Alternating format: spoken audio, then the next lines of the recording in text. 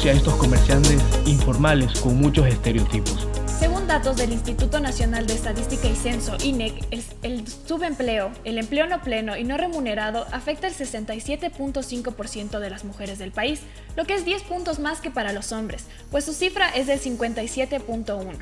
Además, el desempleo juvenil es más doble para las mujeres, ya que su cifra es del 11.2%, mientras que para los hombres es tan solo del 5%. Bienvenidos a este programa. A continuación, vamos a ver un video de la historia de Cristina Obando, una mujer que fue víctima de la brecha laboral de género. La maternidad en el ámbito laboral es algo que sin duda ha afectado a varias de las mujeres en el Ecuador. Esta es la historia de Cristina Obando, una mujer que sobrellevó un embarazo de alto riesgo a tal punto que le costó su trabajo. Sin mínimo aviso, Cristina fue víctima de un despido intempestivo en el que se violaron sus derechos. La situación es que ella, me dijo felicitaciones, qué lindo y todo, pero sabes que la empresa no acepta personas con embarazadas, mujeres embarazadas. Cristina habló con el jefe financiero y le contó sobre su situación. Le pidió consejos, pero la respuesta que recibió le dejó sorprendida. Esto siempre viene pasando aquí, no intentes hacer nada porque el doctor tiene personal y gente, contactos influyentes y más bien vas a salir mal, entonces mejor ándate por la puerta grande agradeciendo y dando tu renuncia para que salgas bien. Los abusos dentro de la empresa en la que laboraba Cristina fueron aumentando, hasta el punto en el que le presionaron a renunciar. Mi hija, ya no podemos seguir trabajando contigo porque estás muy enferma, porque lo principal es que tengas tranquilidad, este trabajo es a presión, necesitamos que vayas a supervisar, necesitamos que estés a veces trabajando hasta más tarde y por el nivel de responsabilidad tuya no lo puedes desarrollar, lo primero es tu hijo, así que mira, dijo, aquí te tengo tu liquidación. Ella trató de seguir un juicio en la empresa, pero esta denuncia fue rechazada 4 veces por falta de fundamentos, y la 5ª vez que Cristina la presentó, el juez decidió desestimar el caso por falta de pruebas. Cristina lleva 3 años esperando que la ley la ampare. Sin embargo, sus derechos nunca fueron respetados. Hoy hablaremos sobre la brecha de género laboral que existe en el Ecuador y que diariamente afecta a muchas mujeres. Mi nombre es Astrid Flores y me acompaña Anaili Bisuete. Para tratar este tema nos acompaña Ariana Tanga, quien es politóloga experta en violencia económica. Muchas gracias, Ariana, un gusto tenerte aquí. Muchísimas gracias por la invitación, es un honor estar en este espacio. Vamos a comenzar. Para entender un poco este tema, es importante comprender que el Ecuador ha enfrentado una serie de dificultades para poder garantizar la legitimidad del cumplimiento de las medidas de afirmación en cuanto a que exista una igualdad en el ámbito laboral y una igualdad de oportunidades. Ariana, tal vez usted nos podría contar cuáles son las causas por las que sucede esta brecha de género en el Ecuador.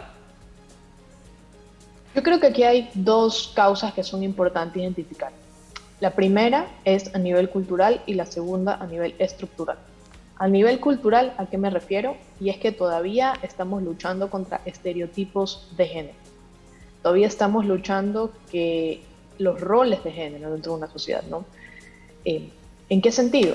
Las mujeres todavía no son reconocidas como una persona que puede aspirar a algo más que mantener un hogar. Y esto es algo que creo que las nuevas generaciones lo estamos cambiando poco a poco. O sea, ya no vemos a la mujer solo como se queda en casa, sino que puede aspirar a acceder a una educación de calidad, por tanto, a generar oportunidades. Y dentro de lo estructural, por supuesto, hay que tener una visión integral. Y aquí tenemos que ver con el acceso a la salud, el acceso sobre todo, el acceso a la educación. Entonces, creo que estos son una combinación de factores que resultan también en una normativa que no favorece la inclusión de mujeres en el ámbito laboral. Como veíamos en el testimonio, muchas veces el tema del embarazo se convierte en un lastre para la contratación de mujeres, pues para una empresa que contrata, las mujeres somos un costo extra.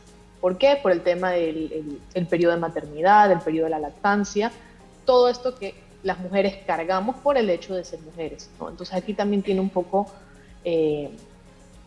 una legislación que nos permita incluir todas estas nuevas dinámicas que luego de la pandemia hemos aprendido que se puede trabajar muy bien desde casa y que realmente hay formas de empatar y de superar estos desafíos que se plantea con la maternidad. Es decir, tenemos que dejar de ver a la maternidad como un obstáculo para trabajar y más bien verlo como algo que es tan natural de la mujer en este sentido. No hay forma, digamos, que una madre pueda dejar al lado su maternidad. Entonces, más bien, en vez de enfocar la maternidad como un obstáculo, más bien hacer este cambio cultural y de empezar a ver la maternidad como algo que potencia a la mujer, y más bien la legislación alrededor de eso, en vez de verlo como un lastre, hacerle más fácil la vida a las mujeres y a las madres que quieren trabajar.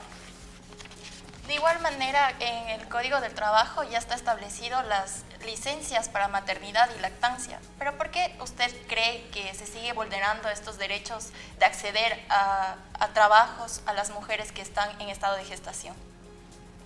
Es que justamente es por eso.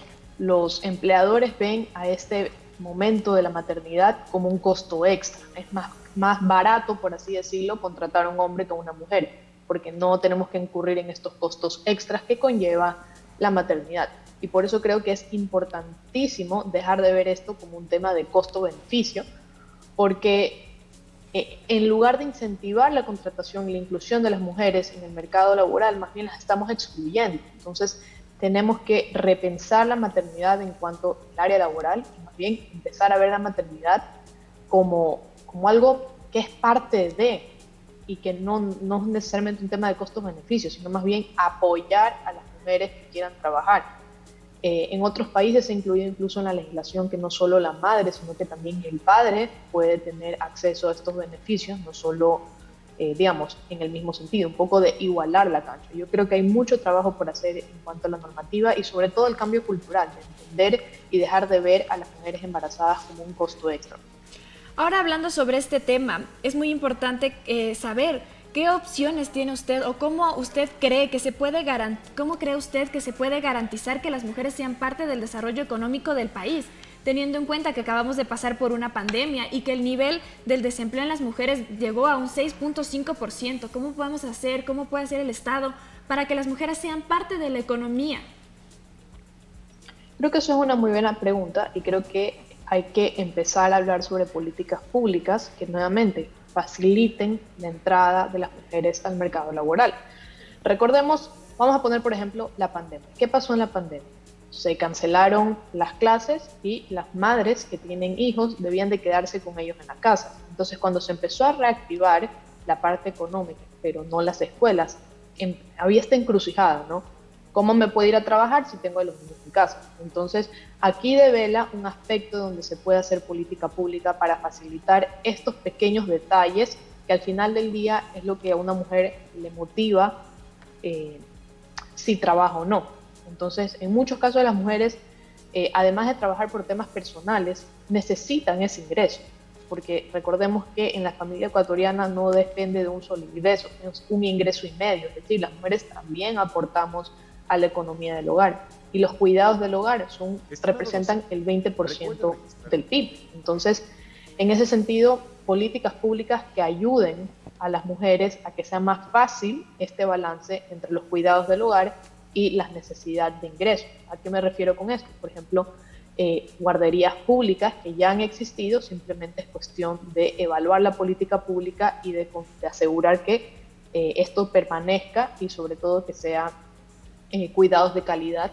También el acceso a educación de calidad para los niños. También tiene mucho que ver aquí la salud reproductiva. Ecuador es uno de los países que tiene el mayor índice de embarazos adolescentes. Una niña queda embarazada y decide continuar su embarazo, ¿cómo continúa la escuela? Entonces yo creo que hay que también enfocarnos mucho en el tema de la salud reproductiva, en la prevención sobre todo, para ir poco a poco cambiando estos pequeños, como les mencionaba, detalles que realmente determinan o son determinantes en el momento que una mujer entra al campo laboral.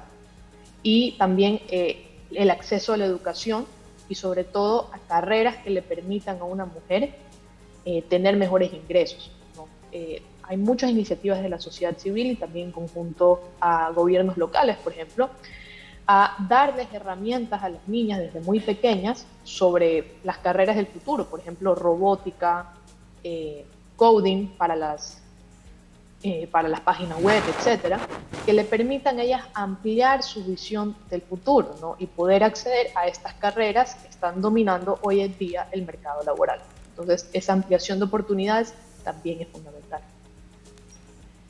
Justamente como ya mencionaste de la pandemia, tenemos datos que 48% de las mujeres fueron desplazadas de su puesto de empleo y 18% tuvieron que renunciar a su trabajo para dedicarse únicamente a los cuidados del hogar. En pantalla vamos a ver unos datos del empleo, desempleo y subempleo. 2 de cada 10 mujeres tienen empleo formal en el país. Sí, definitivamente el desempleo en el Ecuador tiene el rostro de la mujer, y sobre todo porque tenemos estas cargas que son, no me gusta llamarles cargas porque al final del día la maternidad, hay que hacer este cambio, dejar de ver la maternidad como una carga o como un obstáculo, más bien concentrarnos a hacer las políticas públicas y la adaptación normativa para que para las mujeres sea más fácil entrar y aportar en el mercado laboral.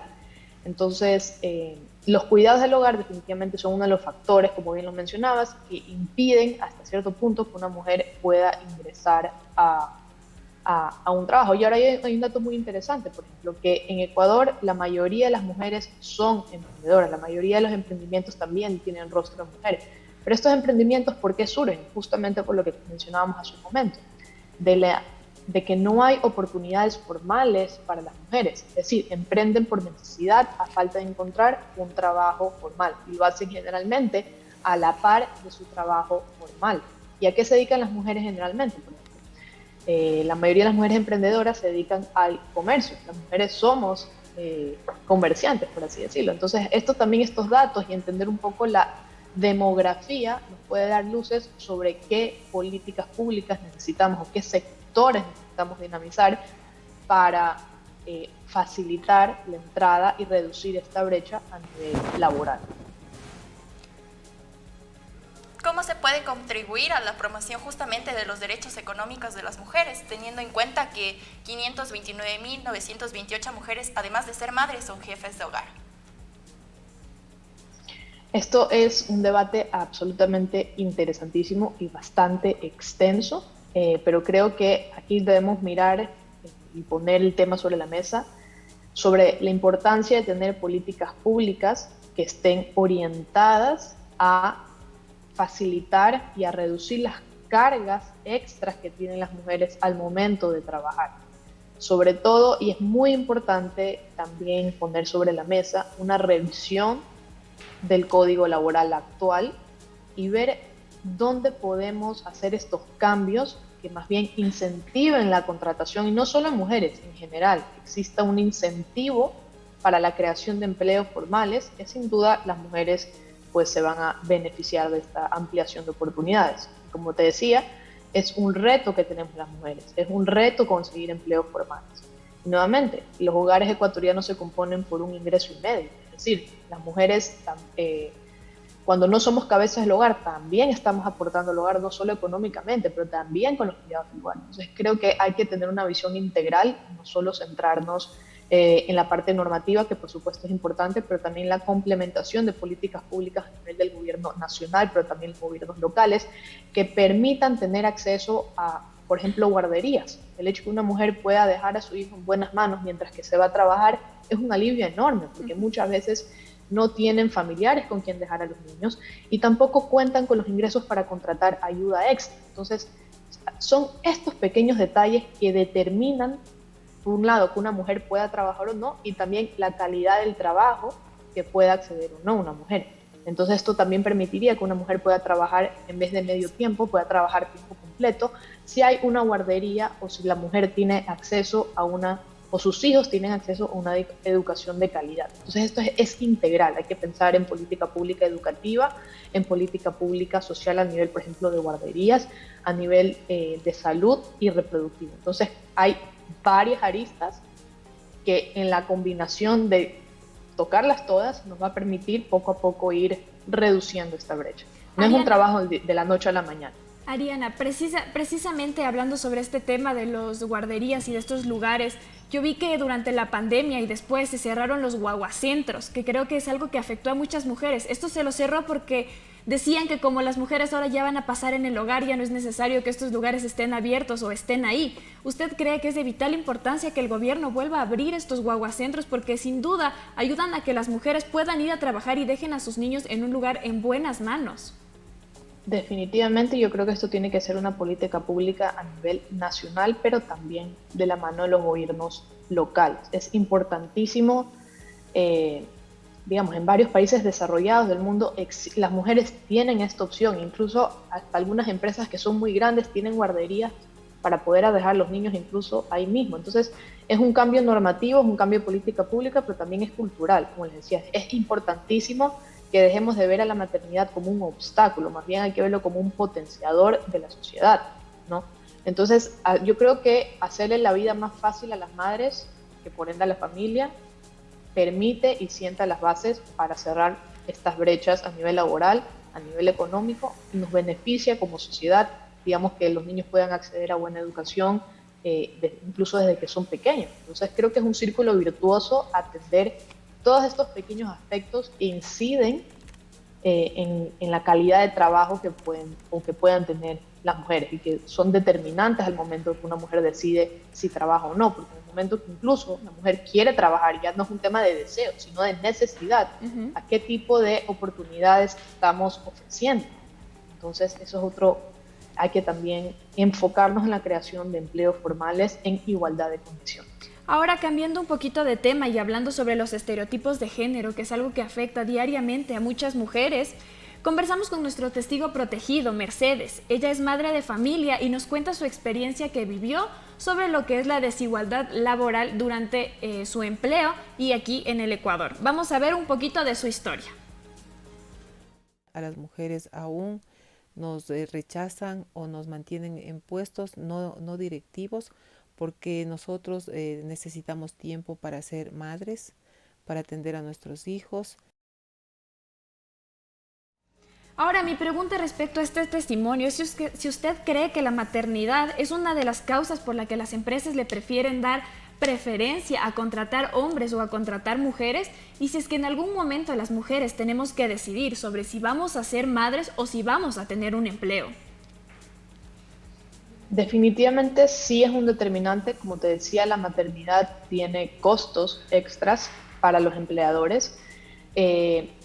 Y, por ejemplo, es normal a veces escuchar que a las mujeres les piden incluso pruebas de embarazo antes de entrar a un empleo y les preguntan si tienen planes de iniciar una familia, justamente porque elegirían otro candidato, por ejemplo, masculino, o quizás una mujer que ya tiene hijos, etc. Entonces, sí es un determinante la edad reproductiva de las mujeres, pero nuevamente es algo que no debería determinar el acceso a un empleo, porque al fin y al cabo las mujeres es algo que es parte de nuestra biología en ese sentido. Entonces, creo Ariana, yo que en primer lugar, sí. Precisamente hablando de este tema de que las empresas suelen solicitar candidatas de preferencia que sean solteras, como podemos ver en la imagen, hay varias empresas que publican los puestos y buscan mujeres que sean solteras y que no tengan hijos. Hablando de esto, encontramos sobre el proyecto de ley de economía violeta. No sé si has escuchado un poco de este tema. Este proyecto de aquí lo que contempla es las deducciones de tributarias adicionales para las nuevas plazas de trabajo, que exista una equidad al momento de contratar, ya sea mujeres o hombres, reducir las barreras institucionales y sobre todo promover la vinculación de las mujeres en el trabajo formal. ¿Crees tú que con este proyecto se ha logrado disminuir las brechas laborales?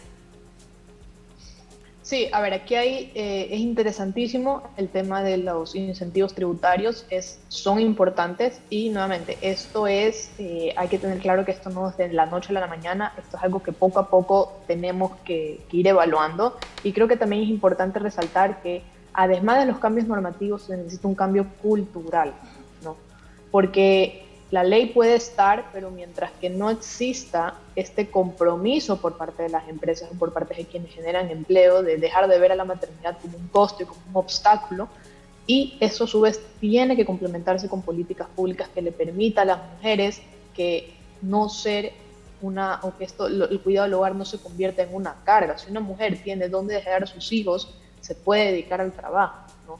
Y estamos hoy en día donde esta rigidez laboral se está quedando de un lado. El mundo está caminando a esquemas laborales mucho más, que sean mucho más flexibles. ¿En qué sentido? De que hemos pasado de tener una jornada de 9 a 5 en una oficina e incluso luego la pandemia nos mostró que es perfectamente posible trabajar desde casa, trabajar de manera remota, trabajar a nivel de responsabilidades, más no cumplir un horario. Entonces el mundo está caminando hacia otro lado, está caminando hacia una era un poco más de flexible con el trabajo, de equilibrar la vida familiar y el trabajo. Entonces creo que también nuestra normativa tiene que caminar hacia allá y empatarse con esta tendencia que es a nivel mundial. Ariana, sí, justamente a pesar de que nosotros estamos caminando a ese nuevo avance de entender que la maternidad y el laboral van en conjunto, como ya hablaste biológicamente, es algo que las mujeres podemos y vamos a pasar mientras estemos laborando. Pero si según la Constitución el derecho es un derecho, el acceso al trabajo, ¿por qué se tuvo que crear justamente este proyecto para garantizar el derecho laboral de la mujer? Porque recordemos que la Constitución, de cierta forma, es una declaración de principios que tienen que adaptarse a la normativa. Entonces, hay que hacer efectivo ese derecho.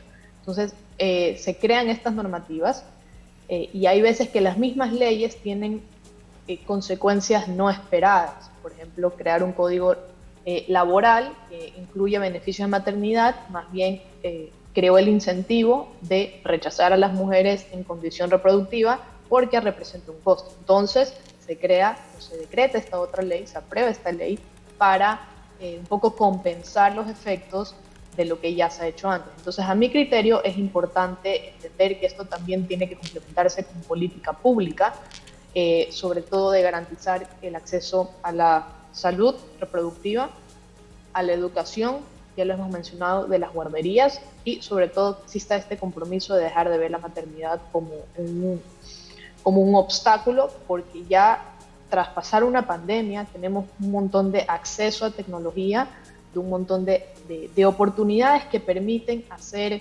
que este equilibrio entre el hogar y el trabajo sea mucho más llevadero y mucho más fácil. Por supuesto que hay trabajos que necesitan nuestra presencia física, pero ya el mundo está caminando hacia otros esquemas de trabajo. Se habla incluso hasta de la visa nómada y un montón de oportunidades. Entonces, el hecho de plataformas como Airbnb, por ejemplo, hay muchas mujeres que dependen de alquilar un cuarto que tienen extra para compensar sus ingresos. Entonces, aquí hay muchas áreas donde se pueden trabajar, donde poder facilitar esta creación de oportunidades que no solo se reducen, por ejemplo, a la Constitución o al Código del Trabajo, sino como vemos, aquí hay temas de turismo, aquí hay temas de acceso a salud reproductiva, acceso a guarderías, hay muchísimas cosas en las que se pueden trabajar y por eso es importante dar este enfoque de género a las políticas públicas. Ariana, precisamente hablando sobre esta brecha laboral que existe en el Ecuador, que es entre hombres y mujeres, es grande. Según estudios realizados en el mes de marzo del presente año, se descubrió que el empleo adecuado para las mujeres aumentó en un 4%.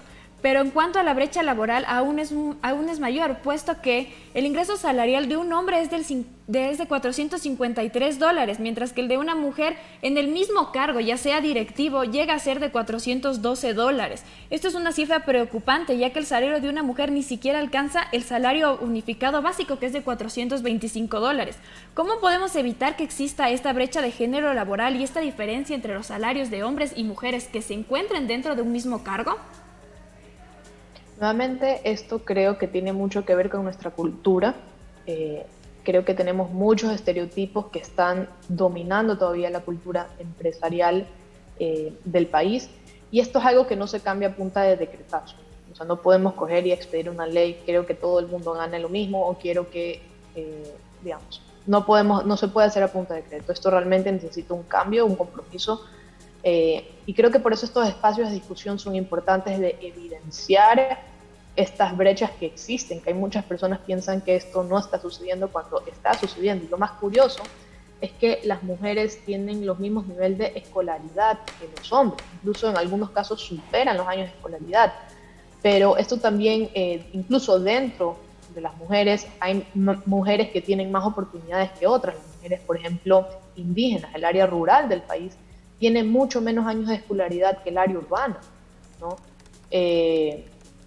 Por ejemplo, las mujeres indígenas tienen 4 años de escolaridad menos que las mujeres a nivel nacional, y esto también nos tiene que preocupar porque no es que estamos al mismo nivel hombres y mujeres, incluso dentro de las mujeres tenemos brechas gigantes, ¿no? Entonces hay que también poner atención a esto de aquí.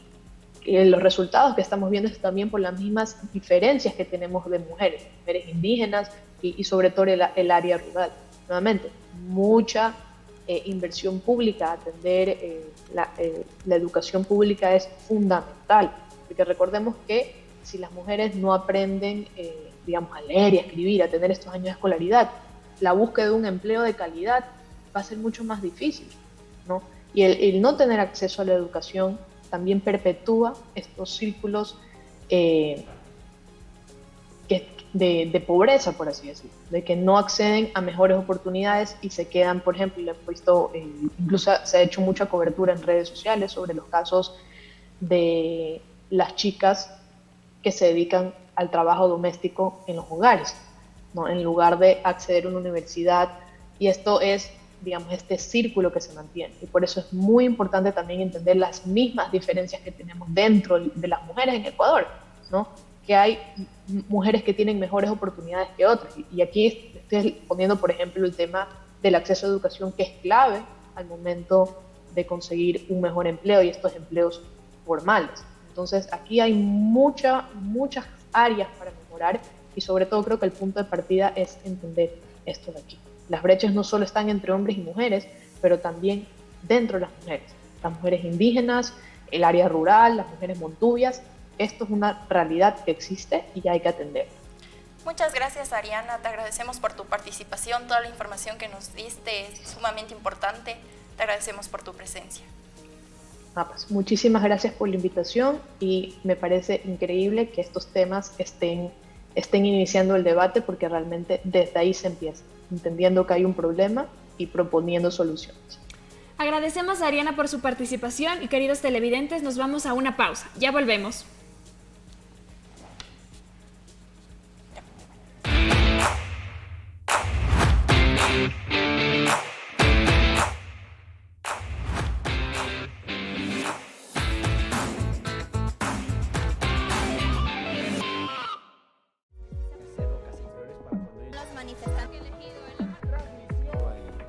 De la gran experiencia en Censa, y no solamente el incendio está hecho. Nosotros fuimos afectados, pero todo en avión.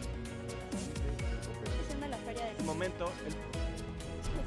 Va como cayó con el 17%. Son las 9:15 de la noche. Que el pueblo de Quito, su condición económica, De vapor y cenizas. De la capital. Y siempre saben, ¿por qué no ponemos del querido se algo final para el Incondicionado. ¿Por qué nos viste? Y sabes que en la refinería de Esmeralda Textil la emergencia forestal. Esto se cría en Irán este sábado en la Champions League.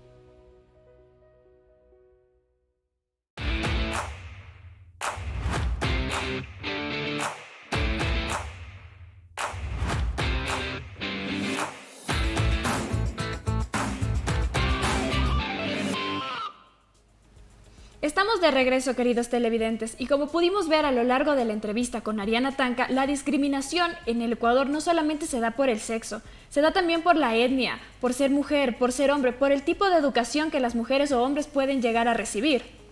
Justamente, Astrid, creemos importante, como hablamos con Ariana, que no solo se trata de sancionar. Actualmente en el COIP se sanciona de 1 a 23 salarios mínimos a la persona que despida intempestivamente a mujeres en estado de gestación.